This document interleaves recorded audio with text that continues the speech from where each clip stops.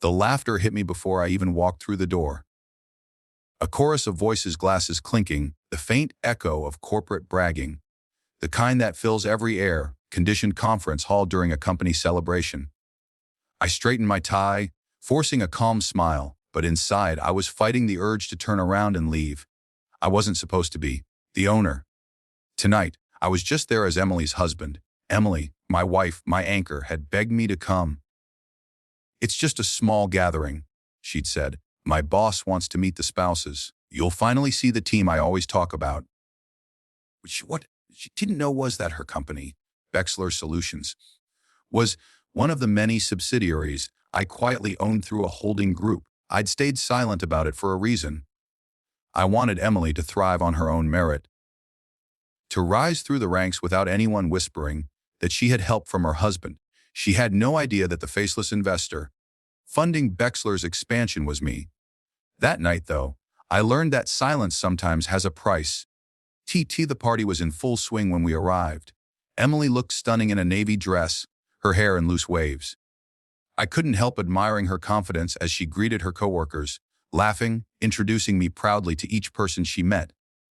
And then her boss appeared, Martin Keene.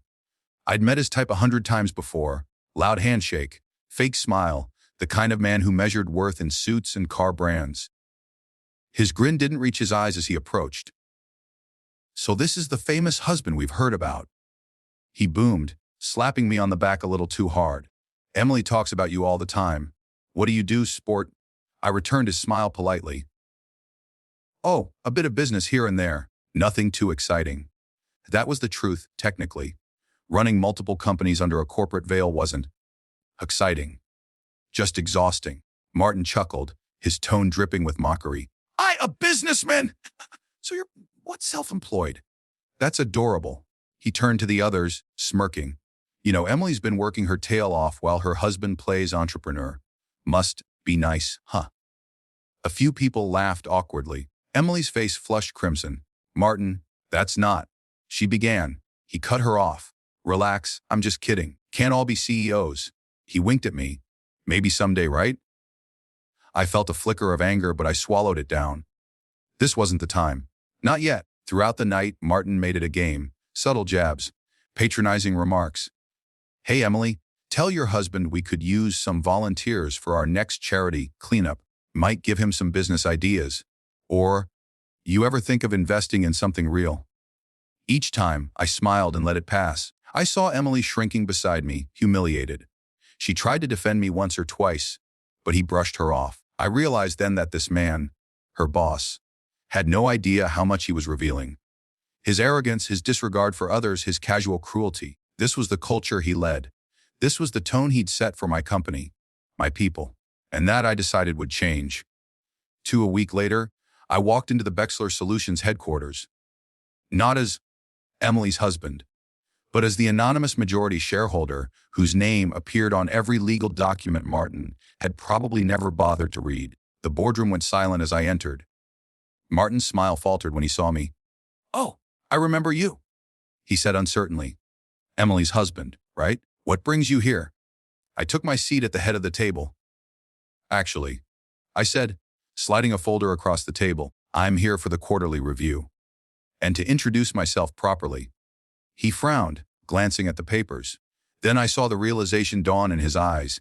The name of my investment firm on the top of the page, the same one that owned 78% of Bexler Solutions. His face went pale. I don't understand," he stammered. "I believe I mentioned I do a bit of business," I said evenly. "Bexler Solutions happens to be one of them." The room was dead quiet. You could have heard a pin drop. Martin opened his mouth, but no words came out. "Now," I continued, my voice calm but firm, "before we get into performance reports, I'd like to talk about company culture. About leadership, about respect." He swallowed hard, his arrogance crumbling in real time. The meeting lasted 3 hours. By the end of it, Martin had resigned voluntarily. I made sure the process was professional. No shouting, no humiliation, just accountability. When I returned home, Emily was waiting for me, worry written all over her face. "I heard something happened at work," she said. "Martin quit. The company's restructuring, and there are rumors about You? I nodded. It's true. She blinked. You own Bexler? Yes. I didn't want you to know because I wanted you to succeed on your own. And you have? M. Everyone respects you there because you've earned it. But I couldn't stand by while someone treated you or anyone that way. Her eyes filled with tears, a mixture of shock, relief, and something deeper. Why didn't you just tell him off that night? I smiled softly because some lessons hit harder when the truth speaks for itself. 2 months later, the company changed. We implemented new training, fairer leadership, more transparency. Emily got promoted to a senior position, rightfully earned. And Bexler became a place where people actually wanted to work, not just a stepping stone. As for Martin, last I heard, he'd started a small consulting firm. Maybe he'd learned humility. Maybe not. That wasn't my concern anymore. Sometimes power isn't about showing off what you have. It's about knowing when to use it. That night at the party, I could have shouted, humiliated him in front of everyone. But instead, I chose patience. And patience, I've learned, is the loudest power of all.